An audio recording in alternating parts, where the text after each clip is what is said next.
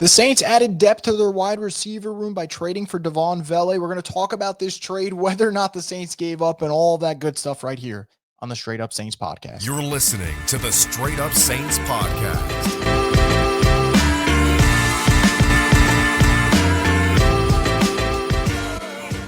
What is up, Who Dat Nation? Welcome inside another edition of the Straight Up Saints podcast. I'm your host, Chris Vogel, and as always, the Straight Up Saints podcast is brought to you by Scott Vicknair Injury Lawyers. Been in any kind of accident, car, truck, 18-wheeler, hurt offshore, Scott Vicknair handles it all. Give him a call at 504-500-1111 for a free consultation.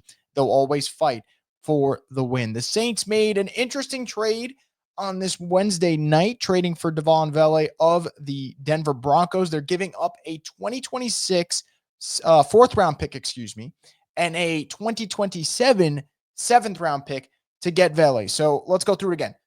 A fourth round pick in next year's draft and a seventh round pick for the draft after that to take on Vele, who, look, I think had a nice rookie season with the Broncos, had over 400 yards, 40 catches, 3 touchdowns. He's a 6'5" wide receiver, which for me, I think that is something that the Saints are lacking right now. You look at the Saints, you know, they got the speed, right? We obviously know what Rashid Shaheed can do. We know what Brandon Cooks can do. Chris Olave is their best receiver, and obviously he's a versatile piece. But even Olave, as good as he is, you don't see him as this, physical presence for this wide receiver room. And even the other guys that are stepping up in camp, right? Mason Tipton, he's stepping up. But what is he really? He's been a deep shot type guy for the Saints so far. Dante Pettis, a speedy, kind of a thinner body wide receiver. They're missing those bigger guys. So adding a 6'5" receiver in Vele, I think, is a nice idea. The question is how much they gave up and the timing of it all. So let's talk about compensation. I think a lot of it's going to come down to this. And I want to preface by saying this because there's a lot of people who are hitting me up and going, well, Chris, they're going to get a comp pick from Paulson Adebo leaving, and that's a fourth rounder. So why are you worried? I'm not trying to be rude, but if you're sending me that, I feel like you're almost insulting my intelligence about the picks and where they're going to be ranked. The Saints getting a comp pick for Paulson Adebo is great. But if the Saints are really bad this year, that fourth round pick that they give up to get Vele is going to be way better of a pick than the comp pick. You're talking about a potential top 100 pick as opposed to something that's at the end of the fourth round. So they're not the same. So when I say that's my big concern, which it is, giving up a potential top 100 pick for a wide receiver who is coming off one season and is going to be 28 in December. When I say that's my concern, that's what I mean. My concern is if the Saints are as bad as people think they might be, that could be a top 100 pick. And then the seventh round pick's really just kind of like the sweetener in the deal. I'm not going to get too lost in that, although obviously seventh round picks for the Saints have hit before. Think of a guy like Marcus Colston. That's what my concern is.